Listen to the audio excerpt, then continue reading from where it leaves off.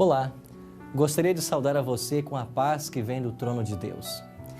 A promessa da volta de Jesus é mencionada mais de 300 vezes no Novo Testamento. E quem sabe, um dos textos mais conhecidos seja o do Evangelho de São João, no capítulo 14, versos 1 a 3. Leio assim: Não se turbe o vosso coração. Credes em Deus, credes também em mim. Na casa de meu pai há muitas moradas. Se assim não fora, eu vou-lo teria dito, pois vou preparar-vos lugar. E quando eu for e vos preparar lugar, voltarei e vos receberei para mim mesmo, para que onde eu estou, estejais vós também. 2000 anos se passaram desde a ascensão de Cristo, mas a promessa da volta de Cristo continua no coração dos seus filhos fiéis. No início do século XIX, ela foi considerada com muito mais atenção do que hoje em dia, porque algo extraordinário estava acontecendo. Primeiro, houve o dia escuro e a lua vermelha como sangue no ano de 1780. Em fevereiro de 1798, houve a prisão do Papa Pio VI. E todo mundo perguntou o que estava acontecendo. A prisão do grande líder religioso. Em 1833, nós tivemos a famosa queda das estrelas. Algo grandioso estava para acontecer. E nesse cenário surge Guilherme Miller. Nascido em um lar cristão, Miller, desde pequeno, havia sido educado na Igreja Batista. Mas, nos primeiros anos do século XIX, ele aceitou a filosofia do deísmo. A partir de então, ele começou a crer como eles criam, mas algo estava para mudar. Várias pessoas começaram o estudo da palavra de Deus e houve um despertamento e um grande interesse pela volta de Jesus. Nos Estados Unidos, esse movimento ficou conhecido como o movimento millerita.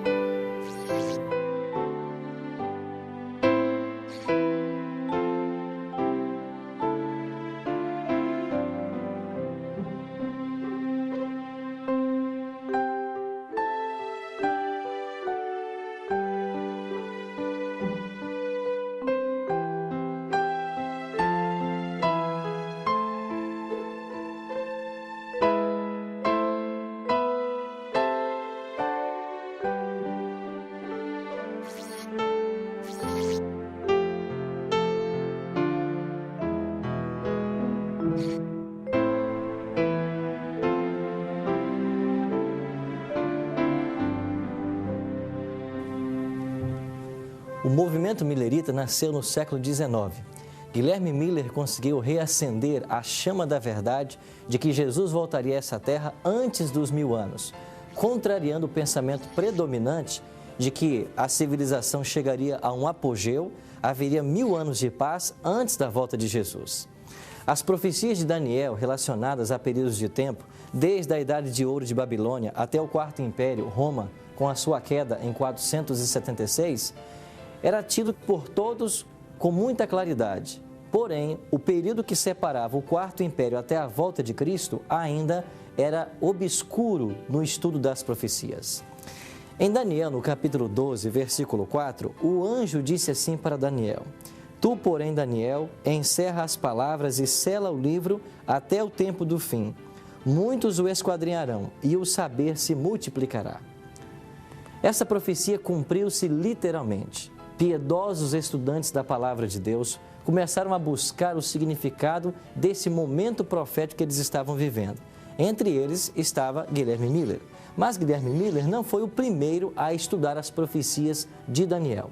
Pastor Tim, antes que Guilherme Miller chegasse às suas descobertas em Daniel, já havia outras pessoas que haviam estudado o livro e chegado a algumas conclusões? Com certeza.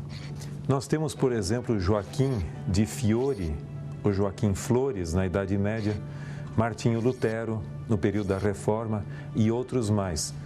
Um indivíduo que se destacou realmente no estudo das profecias foi Sir Isaac Newton. Ele escreveu mais sobre religião e profecias do que realmente sobre ciência.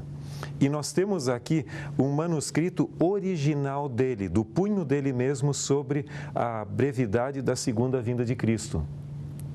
Aqui na frente nós temos a sua obra, Observações sobre as Profecias de Daniel e o Apocalipse de João, publicado em 1733. Esta é uma cópia original que nós temos. E, por sua vez, aqui está a tradução ao português, publicado no Brasil, em São Paulo, pela editora Édipo. Então, isso aqui é uma preciosidade. Esse manuscrito original pertence aqui ao Centro de Pesquisas Adventistas da Universidade de Andrews. Mas existem outros autores que também escreveram sobre esse assunto. O aprisionamento do Papa Pio VI, em fevereiro de 1798, assinalou o início do tempo do fim, onde houve um grande despertamento no estudo das profecias bíblicas em todos os continentes do mundo. E Guilherme Miller e o seu movimento chamado de Millerismo foi parte desse grande movimento mundial, com ênfase aqui na costa leste dos Estados Unidos.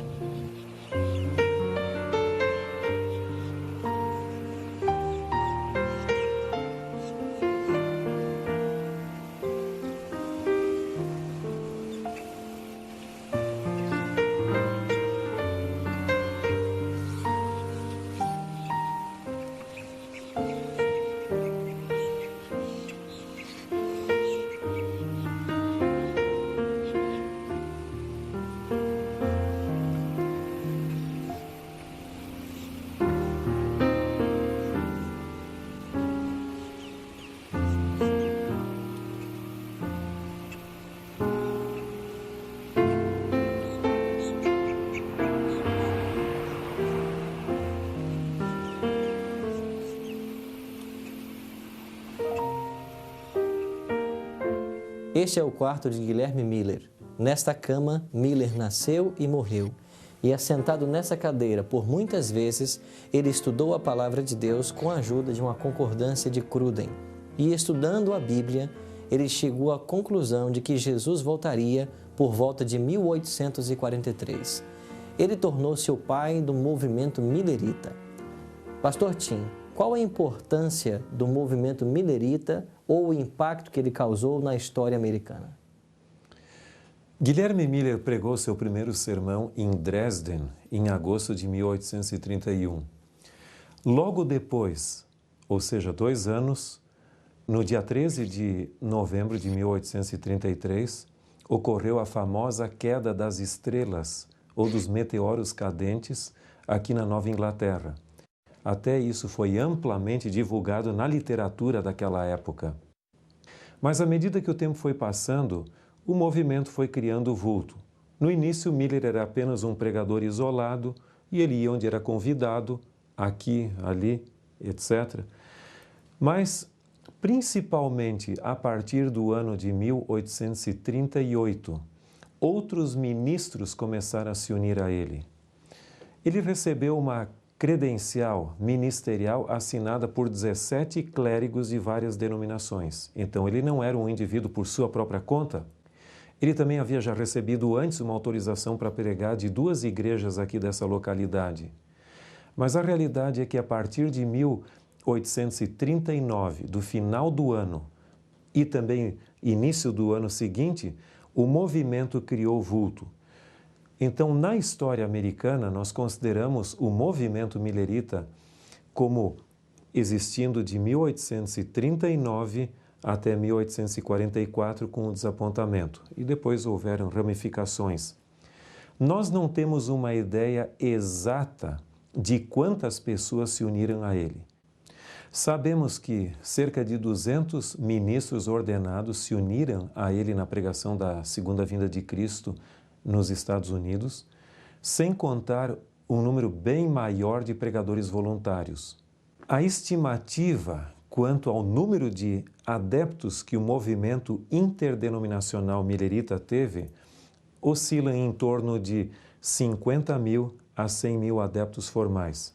Mas há um autor chamado Cross, no seu livro The Burnt Over District, que falam que existiam também cerca de 1 milhão de céticos expectantes, pessoas que não esperavam a vinda de Cristo, mas que criam que alguma coisa poderia ocorrer naquela época, de sobrenatural.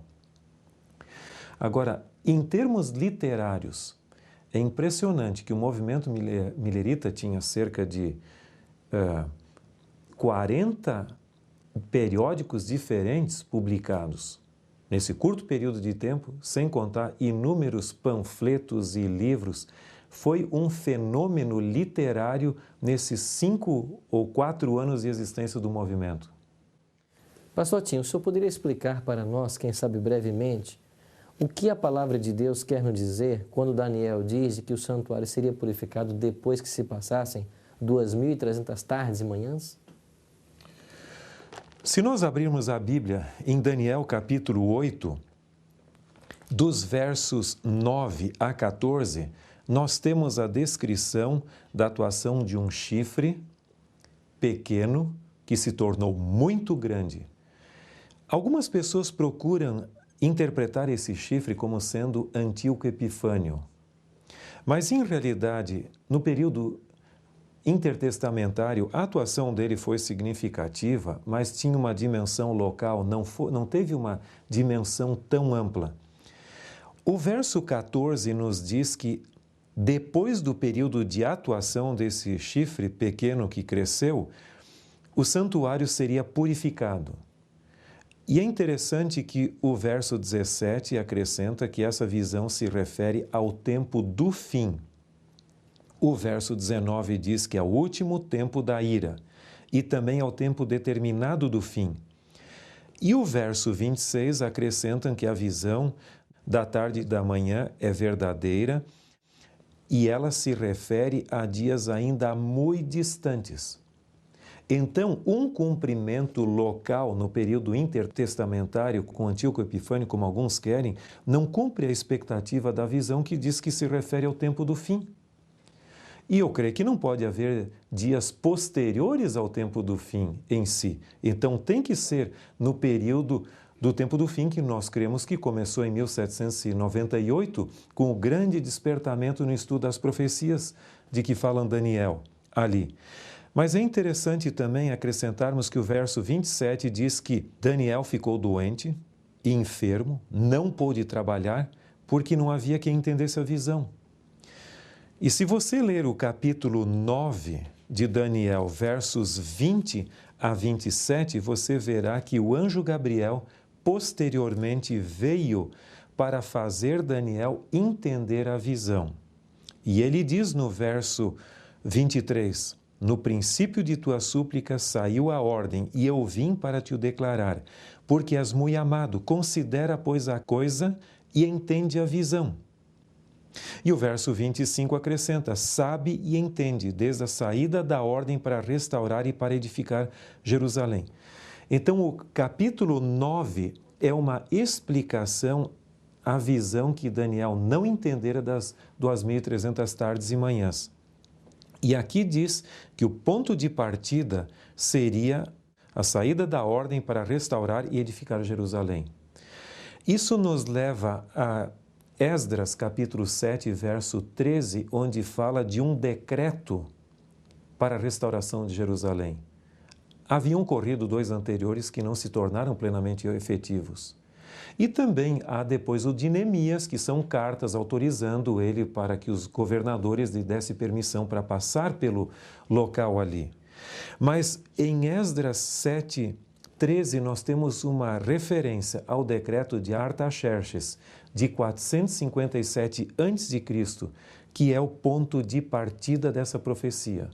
É o ponto de partida das 70 semanas, ou seja, 490 anos, que começam ali e vão até Cristo, o seu batismo, ou seja, unção, a sua morte e, finalmente, o apedrejamento de Estevão ali e o término do período teocrático em que a nação de Israel seria o povo escolhido. Esse é o ponto de partida para esses 490 anos e também o ponto de partida para as 2.300 tardes e manhãs, que, com base no princípio de ano, que nós aplicamos com base na Bíblia, quando é profecia, quando essa profecia é simbólica e quando ela está em miniatura, há símbolos, como por exemplo em Daniel 8, onde animais representam entidades maiores, como reinos, a Medo-Pérsia e a Grécia, e também você encontra aqui a alusão ao chifre, que representa um poder maior. Então, o tempo também está em miniatura e deve ser interpretado com base no princípio dia-ano. E isso nos leva, com precisão, do dia da expiação, no calendário judaico de 457, ao dia da expiação do ano de 1844, ou seja, no nosso calendário, 22 de outubro de 1844. Pastor, é a doutrina da volta de Cristo obsoleta em nossos dias? De forma alguma. O problema de Guilherme Miller e seus associados é imaginar que ao término das 2.300 tardes e manhãs ocorreria a volta de Cristo, que ninguém sabe o dia e a hora. Essa profecia realmente ela apontava para uma transição e a purificação do santuário celestial. Algumas pessoas perguntam se o santuário celestial deveria ser purificado, mas nós temos um texto muito importante que nós encontramos em Hebreus, o capítulo 9, o verso 23. Em Hebreus 9, 23 diz: Ora, é necessário, portanto, que as figuras das coisas que se acham no céu se purificassem com tais sacrifícios, mas as próprias coisas celestiais com sacrifícios a eles superiores. Aqui nos diz que também o santuário celestial precisa de purificação. Não literal, mas no sentido espiritual realmente da ministração. Então, os pioneiros do movimento adventista separaram as inúmeras promessas da segunda vinda de Cristo dessa profecia das 2.300 tardes e manhãs, que tem a ver com o santuário celestial. E essas promessas da segunda vinda de Cristo continuam falando a nós ainda hoje, que ainda não tivemos o privilégio de ver o cumprimento dessa profecia. Agora, pastor, no âmbito pessoal, qual é o benefício que eu tenho em crer que Jesus logo vai voltar? Em primeiro lugar, crer na segunda vinda de Cristo literal, visível, é muito importante porque é um ensino fundamentado na palavra de Deus.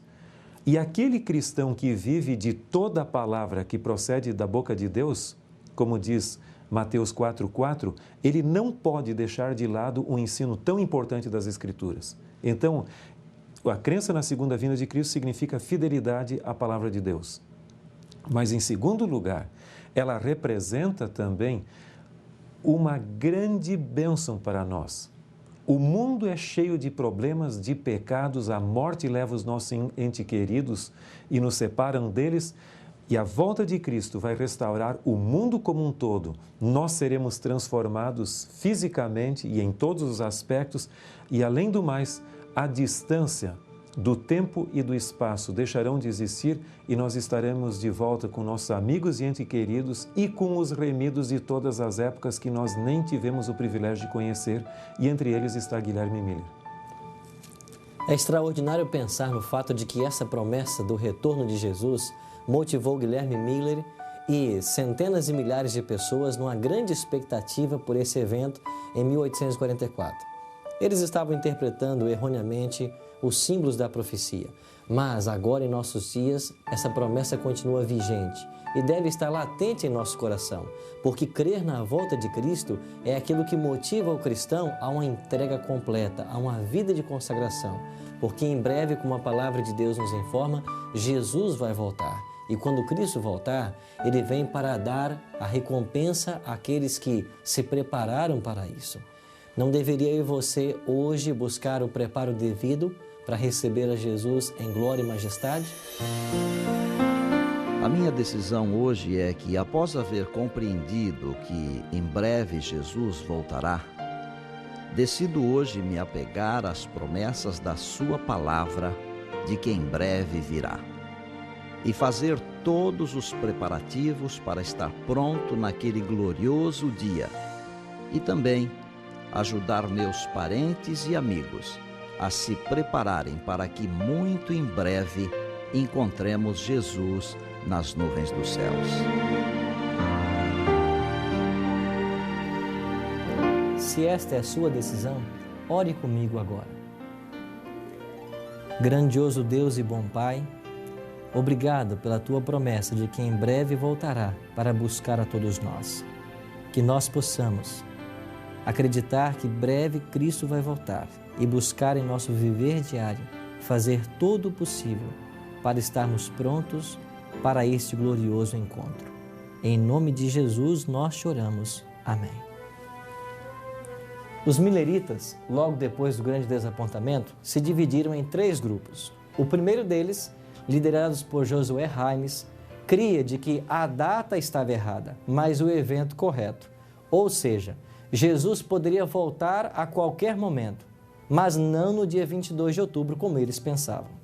O segundo grupo ficou conhecido na história como os espiritualizadores, e eles receberam esse nome porque acreditavam de que a data estava correta e o evento estava correto. Ou seja, Jesus havia voltado em 22 de outubro, mas a sua vinda havia sido uma vinda espiritual.